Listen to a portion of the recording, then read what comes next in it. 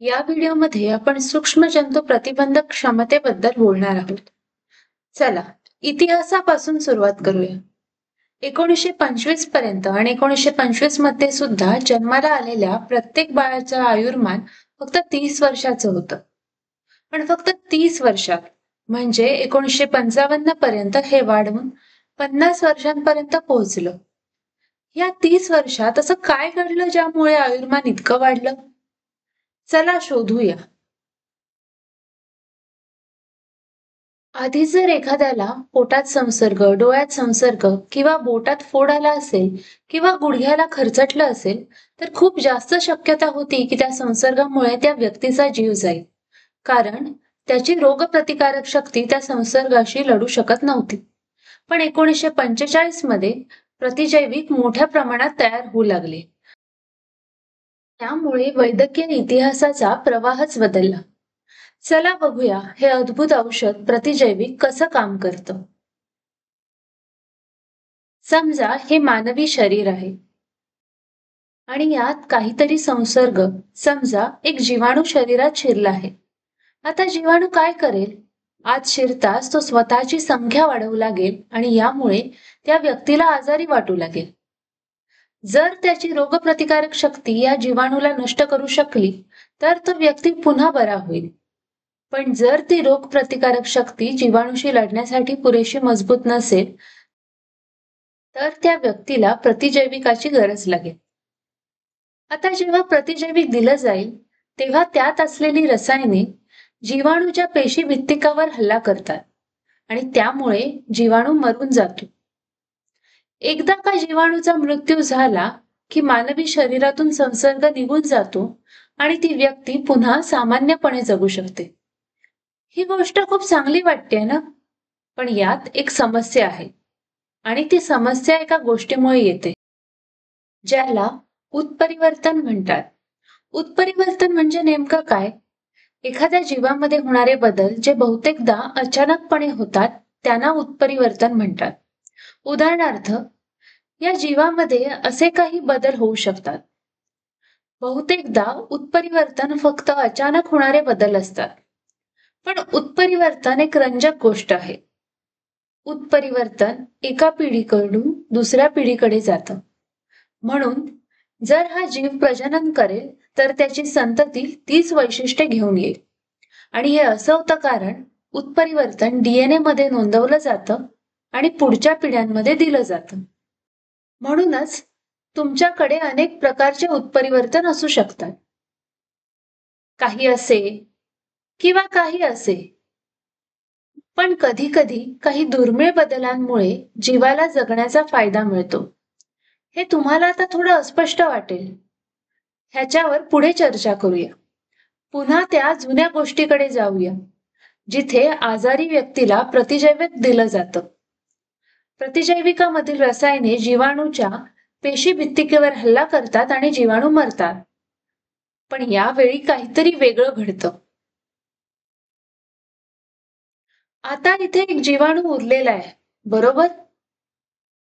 तर उरलेलं प्रतिजैविक त्या जीवाणूवर परत हल्ला करतं. पण यावेळी अजून काहीतरी वेगळं घडतं. प्रतिजैविक त्या जीवाणूवर हल्ला करण्याचा प्रयत्न करतं, पण ते अपयशी ठरतं. आता हे असं का घडलं?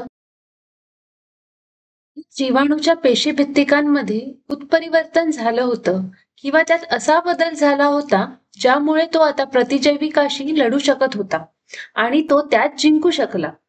आणि म्हणून या प्रकरणात उत्परिवर्तनामुळे प्रतिजैविक प्रतिरोध किंवा सूक्ष्मजंतू प्रतिबंधक क्षमता तयार झाली होती.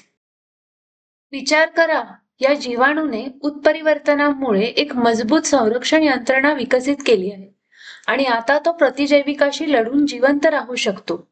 आणि ही खूप भीतीदायक गोष्ट आहे, कारण आता जेव्हा हा जीवाणू प्रजनन करेल, तेव्हा त्याच्या सर्व संततींमध्ये प्रतिजैविकाशी लढण्याची तीच शक्ती असेल. म्हणून जरी आपण प्रतिजैविकाचा दुप्पट डोस दिला, तरीही हा जीवाणू जिंकणार, कारण त्याने प्रतिजैविक प्रतिरोध किंवा सूक्ष्मजंतू प्रतिबंधक क्षमता विकसित केली आहे. मग यावर उपाय काय? सुरुवातीला आपण काय करायला लागलो? नवीन प्रतिजैविक बनवायला लागलो. तर आपण एक नवीन प्रतिजैविक बनवलं जे 5 वर्ष चाललं आणि मग त्या जंतूने त्याला हरवायला शिकून घेतलं. मग आपण दुसरं एक नवीन बनवलं आणि हे चांगलं काम केलं. मग आपण ठरवलं की चला जेव्हा गरज असेल तेव्हा नवीन औषधं बनवायची, नवीन प्रतिजैविकं बनवायची. पण समस्या अशी आहे की हे औषधही कमी वेळात फेल झालं. म्हणून आपण आणखीन एक बनवलं आणि हे प्रतिजैविक तर त्याहून कमी वेळात फेल झालं. आणि आपल्याला जाणवलं की नवीन प्रतिजैविक बनवण्याचं हे धोरण फक्त एक तात्पुरता उपाय आहे. खरी समस्या ही होती की जगभरात प्रतिजैविकाचा अनावश्यक वापर केला जात होता. जर आपण ही एक गोष्ट सुधारली आणि प्रतिजैविकाचा अनावश्यक वापर थांबवला, तर प्रतिजैविक प्रतिरोधाचा वेग कमी होईल. म्हणजे काय होईल? समजा आता ह्या जंतूला प्रतिजैविकाला हरवायला 5 वर्ष लागतात.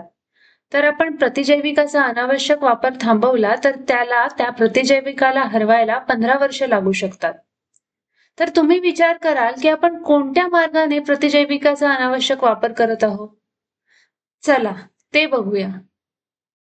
प्रतिजैविकाचा अनावश्यक वापर करण्याचा एक मोठा मार्ग म्हणजे प्रतिजैविकाचा स्व-औषधोपचार.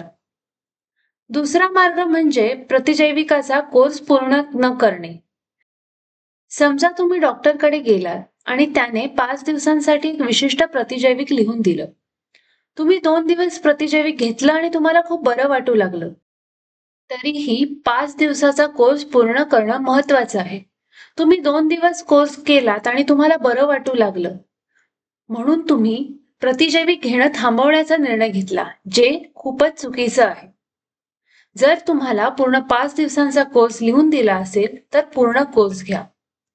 प्रतिजैविकाचा जास्त डोस घेणं ही एक समस्या आहे, जी टाळली पाहिजे. यामुळे सुद्धा प्रतिजैविक प्रतिरोध विकास जलद होऊ शकतो.